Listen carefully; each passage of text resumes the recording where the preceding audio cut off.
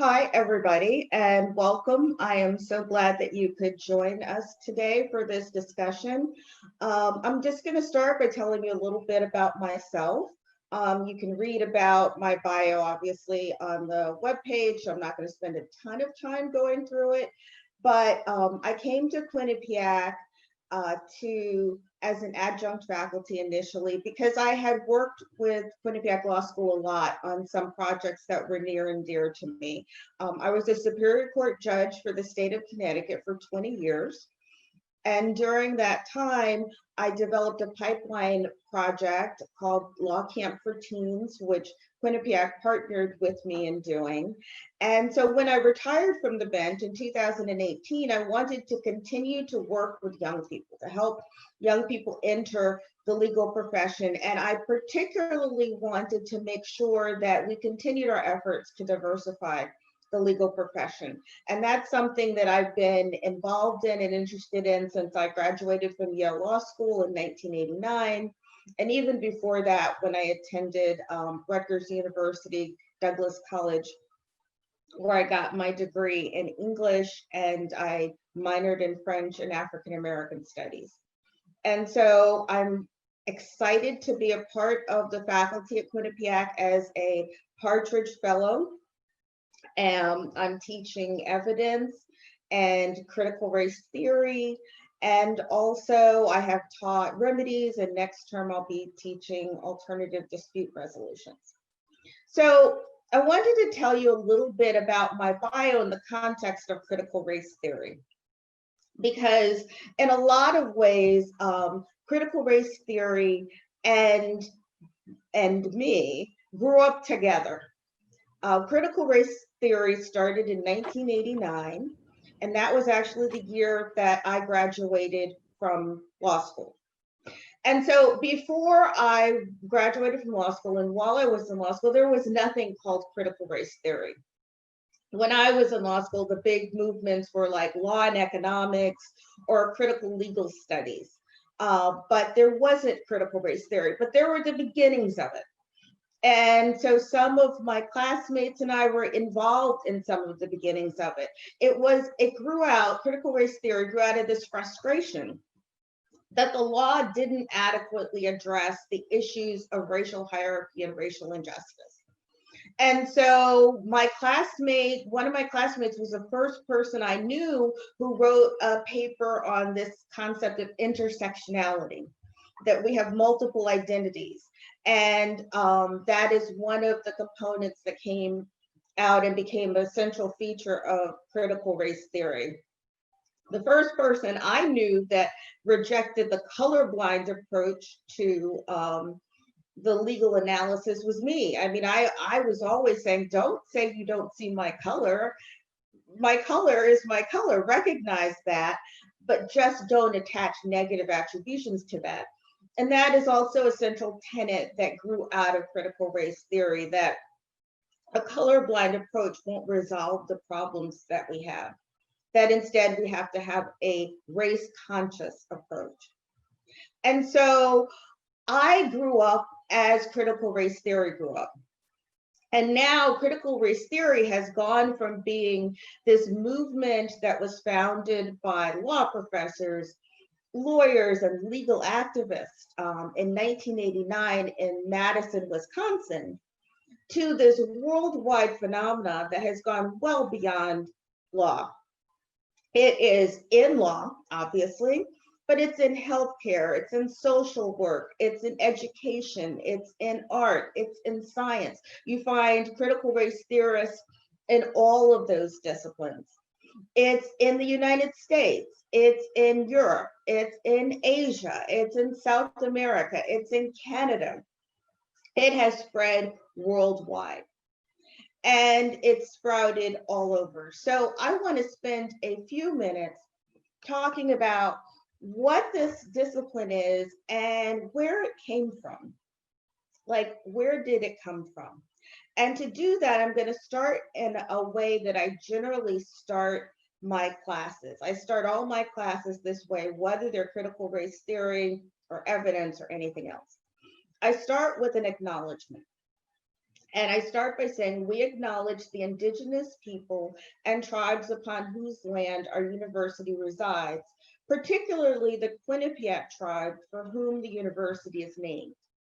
For thousands of years, they stewarded the lands and waterways, which we now use for our own benefit, and we honor and respect the relationship that exists between these people and nations and this land.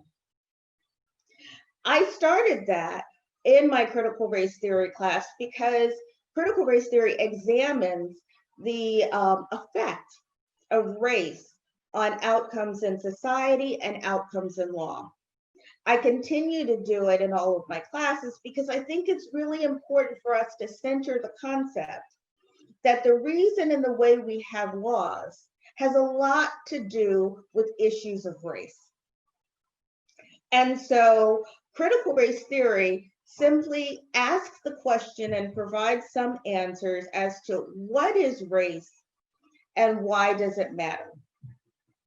Formally, it grew out of course, there's some seeds that grew out of the civil rights movement, but more formally, it grew out of the critical legal studies movement and the radical feminist movement. And those movements all addressed issues of hierarchy and disparity. But the critical race theorists said they don't really answer the question about why, even when you take gender and wealth and all of those things out of it, why we have such disparities in outcomes in race. And those disparities persist today in such things as the fact that the median family wealth is 10 for white families is 10 times greater than the median average Black family has in net wealth. So the average white family has about $171,000 in net wealth. Not income, that's not salary, that's net wealth. Versus the average Black family, which has a median income, a median wealth of about 17,000. The median income for households varies dramatically based on race, so that the average white family has almost double the income of the average Black family. And this disparity exists despite education and despite occupation. It isn't about education because we know, for instance, the average Black male doctor makes $65,000 less than the average white male doctor, and they both have the same education level. Homeownership wildly varies based on race, with whites typically owning about 70% of homes. We know from healthcare statistics that outcomes vary based on race. Life expectancy for white Americans is longer than for Black Americans. We know that Black and Native American women are 2 to 3 times more likely to die due to pregnancy-related illnesses. And again, this is not a problem of poverty or education.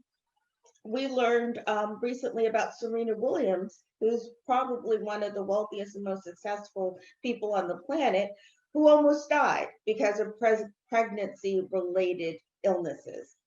And we also know that these are not attributable to genetics, because genetically, we are all pretty much the same. Genetically, we're 99.9% the same. So these disparities aren't because of biology, because of genetics, they're something else.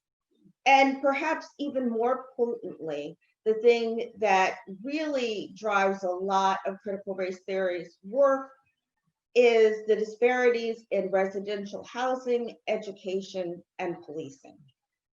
If you are like the average American, you live in a very segregated neighborhood. And what that means that is, if you're white, you are more likely to live in a neighborhood that is overwhelmingly predominantly white. In fact, I don't have time to get into it, but we know that once a neighborhood becomes about 25% non-white, whites begin to leave that neighborhood. And so what has happened is, even though we have cases like Brown versus Board of Education, even though we have cases that have eliminated legal segregation, we know that we still live in highly segregated neighborhoods, which has led to highly segregated schools. And those schools have been pipelines from school to prison. This is a phenomenon that's very well documented. And so, as a result, we have a prison population that is overwhelmingly more than 50% non-white. So even though Blacks are 13% of the population, they account for 37% of the prison population. And Latinx prisoners make up another 23%.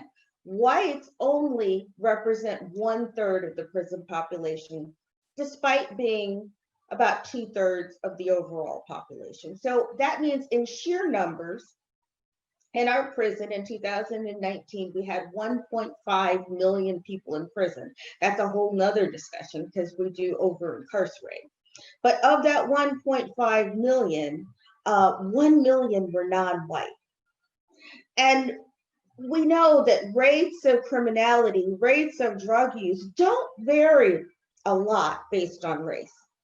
Drug use based on race is about the same. Criminal behavior, about the same. So what accounts for these continuing dramatic disparities? I use in this talk for time the black and white paradigm a lot when I contrast the rates of certain things for whites and certain things for black. But critical race theory addresses the racial spectrum across. It isn't just a black and white issue. It has proponents who focus on Latinx experience, Asian experience, Native experience, and even the experience of people who are white. Because we forget a lot of times when we talk about race that white people have a race, and that race has meaning. And so there are many scholars within this broad tent, and critical race theory has been considered a really broad tent that address specific issues related to specific racial experiences. The consistent theme, though, for critical race theory is the idea that the society we live in is structured racially, and that structure is embedded throughout all of society. And therefore, in order to make our society more equitable, we have to use race-conscious approaches. And those approaches include things like the anti-racism movement, which is very popular now. In fact, in my class, we end our course by reading Ibram Kendi's Anti-Racism. Critical race theory also thinks we have to address the issue of racial disparities and racial hierarchies by empowering voices of color. Voices of color mean the perspectives and writings of people who are not white. People of color generally is a shorthand to refer to non-white. And so voices of color are important in the critical race theory movement. Another part of critical race theory that is really important is looking at intersectional identities, because one of the things we know is that just because people are the same race doesn't mean they have the same experiences. We have multiple identities. We have a gender identity, we have a religious identity, we have a social identity that varies, we have a sexual identity. And so critical race theory understands that race is a driver in the car, but it is not the only driver, that there are other aspects of our identity that are really important to explore. And then critical race theory also proposed that we use issues like interest convergence, which is a concept that we talk about, and social science research that talks about bias and how we receive racial identity information and how we process it and act on it. And we have to use all of these. The goal is to eradicate racism. So in my class, we specifically look at how race impacts the law. For instance, what role did the law play in creating race? Because the principal premise of critical race theory is that race is a social construct and not a biological reality. If you're a critical race theorist, or if you adhere to that kind of thinking, you start with the idea that people invented race.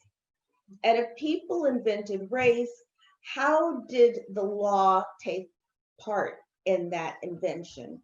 And how does the law continue to perpetuate the social construct of race and therefore the racial disparities?